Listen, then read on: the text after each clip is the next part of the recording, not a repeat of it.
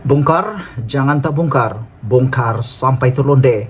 Ulas, jangan tak ulas. Ulas sampai orang tahu, jangan malu-malu.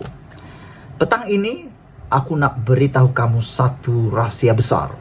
Satu pendedahan baru yang pasti menggemparkan UMNO dan Barisan Nasional.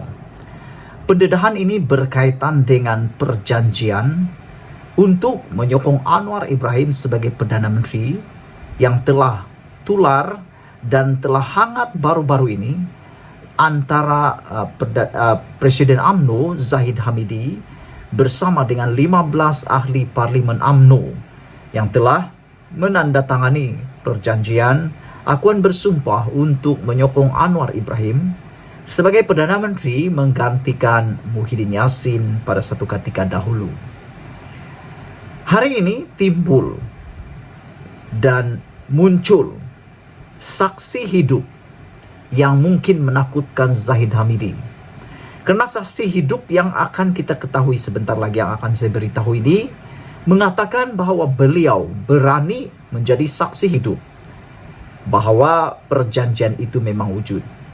Meskipun Zahid Hamidi telah pun menafikan, beliau menafikan sekeras-kerasnya perkara tersebut, yaitu akuan bersumpah menyokong Anwar Ibrahim sebagai Perdana Menteri, dan telah dihantar kepada Istana Negara dan telah secara sendirinya telah membenarkan Anwar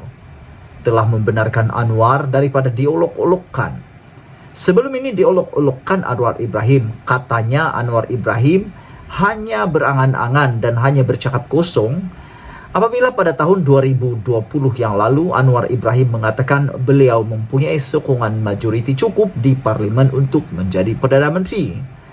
Anwar Ibrahim pernah mengatakan beliau mempunyai sokongan cukup, yaitu 118 atau 120 atau lebih daripada itu ahli parlimen menyokongnya untuk menjadi calon Perdana Menteri, dan beliau sendiri telah pun menghadap Yang di-Pertuan Agong untuk mendapatkan perkenan menjadi Perdana Menteri pada ketika itu. Namun apa yang jadi dalam pendedahan yang sebelum ini, ada saksi mengatakan Najib telah belot dengan memberikan nama Perdana Menteri di saat-saat akhir, yaitu Ismail Sabri Yaakob.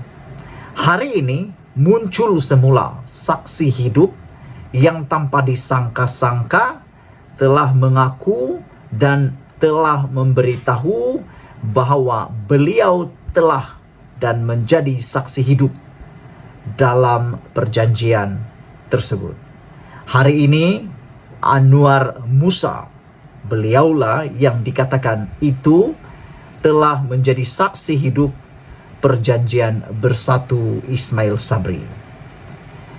Ketua Penerangan Bersatu Wan Saiful Wanjan mendedahkan Anwar Musa adalah saksi kepada perjanjian yang dimeterai di antara Perdana Menteri Ismail Sabri Yaakob dan Bersatu. Mengulas kenyataan, Ketua Penerangan UMNO Sahri Hamdan yang menafikan ada perjanjian bagi lantikan timbalan Perdana Menteri, Wan Saiful menyifatkan Sahril sebagai ejen Presiden parti itu Ahmad Zahid Hamidi di pejabat Perdana Menteri.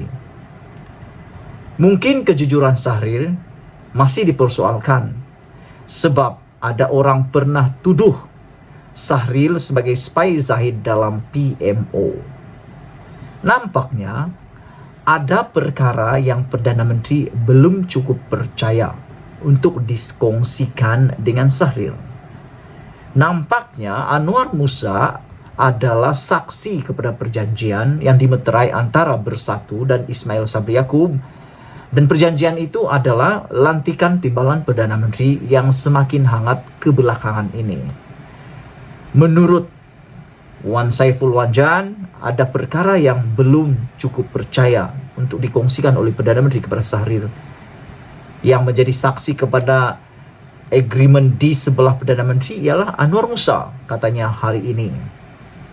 Tambah Wan Saiful lagi, perjanjian gabungan yang dilakukan di antara Ismail Sabri Yaakob dengan Bersatu adalah amalan terbaik dilakukan naib Presiden UMNO itu.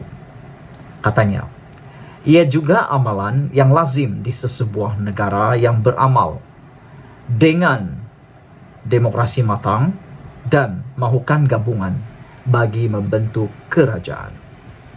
Bab ini kita mesti puji. Kita mesti puji Ismail Sabri, tahniah Datuk Seri, kata Wan Saiful Wanjan lagi.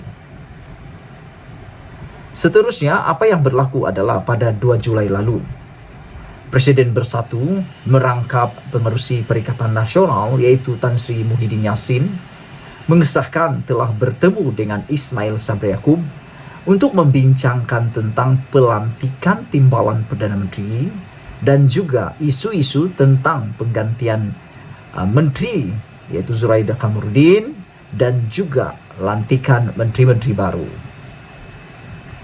Katanya beberapa perkara penting dibangkitkan dalam pertemuan tersebut berlandaskan perjanjian di antara Perikatan Nasional dan Perdana Menteri. Hari ini Sahrir menafikan kewujudan persetujuan tersebut dan mempersoalkan mengapa ia dibangkitkan sekarang. Tak pernah diumumkan, tak pernah dibincangkan, kata Sahrir. Pas pun dalam PN, tak pernah pun sebut apa-apa berhubung hal ini. Katanya lagi, jadi saya menganggap ini cerita rekaan semata-mata oleh pihak terdesak, kata Sahrir dipetik dalam utusan Malaysia. Walau bagaimanapun, saksi hidupnya ada. Kita tunggu apa yang akan berlaku selepas ini. Untuk rekod, dengan kedudukan Sahrir sebagai Ketua Penerangan UMNO Malaysia, dia dianggap antara orang yang dipercayai oleh Ahmad Zahid Hamidi. Sahrir dilantik menjadi penasihat ekonomi PMO pada Oktober tahun lalu. Kata Wan Saiful, ketika Muhyiddin menjadi Perdana Menteri, UMNO turut pernah menghantar surat mengandungi nama-nama yang dicalonkan untuk pelbagai jawatan. Kami tak ada pula kata UMNO gila kuasa. Sebab memang itulah best practice yang betul, tambahnya lagi. Katanya langkah PN menghantar senarai nama bagi memohon jawatan tertentu dalam kerajaan adalah perkara biasa. Jadi, macai-macai Zahid, janganlah nak berlakon bodoh pula. Apabila PN hantar senarai nama, itu memang perkara biasa. Dan bila PN merujuk kepada coalition agreement, itu juga perkara biasa, kata Wan Saiful Wanjan. Memenuhi janji adalah elemen penting dalam hidup yang berintegriti. Sebab itu, apabila UMNO menghantar senarai nama semasa Muhyiddin menjadi Perdana Menteri, dia memenuhi janji untuk melantik mereka ke jawatan menteri, timbalan menteri, pengerusi dan lembaga ahli lembaga agensi. Ini lambang akhlak dan integriti. Saya tahu sebahagian pemimpin UMNO memandang mudah isu amanah dan integriti, katanya lagi. Maklumlah, Ahmad Zahid dan Najib Razak, kedua-dua ada masalah integriti yang boleh masuk sejarah dunia, kata Wan Saiful lagi. Apabila orang yang di atas tidak malu untuk berakhlak buruk, maka hilanglah sifat amanah dan integriti, katanya lagi. Sebelum kita berpisah, sila tinggalkan komen Anda, tekan butang subscribe. Adakah Anda juga setuju bahwa pendedahan-pendedahan ini perlu dirungkai dan perlu dijawab secepat mungkin oleh Zahid Hamidi? Sekian dulu, jumpa lagi. Malaysia kita punya, kita jaga sama-sama, cintai